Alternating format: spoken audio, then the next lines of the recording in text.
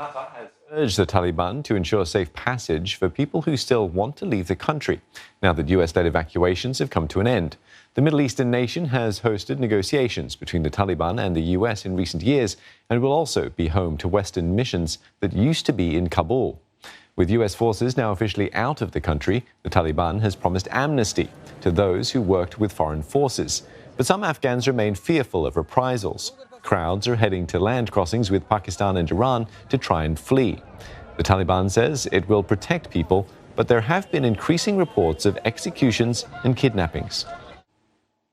او دلته 200 ملګری را سره دي او کنډک مسؤل یم او دلته د دې په خاطر راغلي اوس د خلکو مال او د ناموس او د عزت خیال وساتو د دوی امنیت وساتو او دلته موږ په دې راغلي اوس د بیت المال سره خیانت ونسي د خلکو د مال او د ژوند ژوندۍ د دوی سر مال ټول حفاظت وکړو د دې لپاره راغلي او ولس ته دا ډاډ ورکوو چې دوی به سر مال او عزت ټول پر اطمینان کې د دوی په حفاظت کې دا د موږ دوی لپاره پیغام ده. At the same time, India has held its first formal talks with the Taliban leadership. For more, Neha Punya joins us. Neha, what's come out of this first official contact with the Taliban?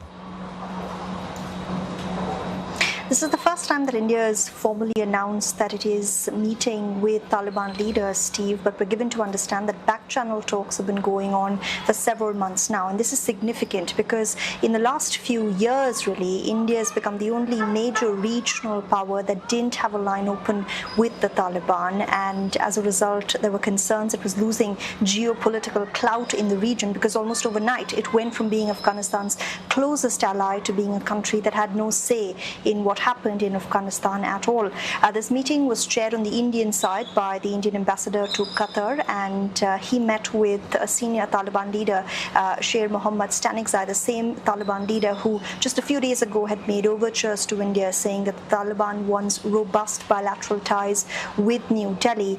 And India has been categorical in its reading of this meeting. It says this meeting was held at the behest of the Taliban. There are two main takeaways. One, of course, India prioritized and raised the need to safely evacuate Indian nationals who are still stranded in Afghanistan. Similar concerns were raised about Afghan nationals, particularly persecuted minority groups like Sikhs and Hindus who might want to leave the country and come to India. And India has also said that Afghan territory should not be used by any terror group for anti-India activities. And India says that there was a favorable, positive response from the Taliban, but New Delhi is still on the fence about recognizing officially a Taliban-led government. Understandable that Afghanistan is in the thoughts of many. Will it likely overshadow the Indian Foreign Secretary's trip to Washington as well? Absolutely. The Indian Foreign Secretary arrived in New York a few days ago, and he presided over the last 2 days of India's presidency at the UNSC, also leading deliberations as that UN resolution was adopted in Afghanistan, where there was pressure on the Taliban exerted to ensure that anyone who wanted to leave the country should be allowed to do so safely. And after what India has called a successful month-long stint, the Foreign Secretary now heads to Washington, D.C. He'll be meeting with several leaders from the State Department, and we're given to understand that this is India's way to ensure it's still centered in this narrative somehow.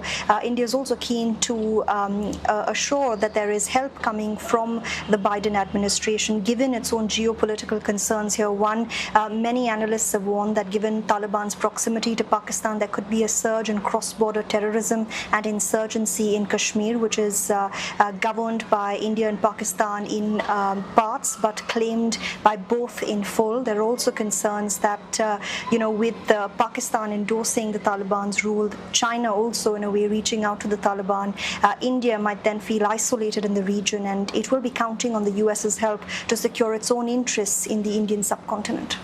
Yeah, thanks for that. Neha Punya speaking to us in New Delhi.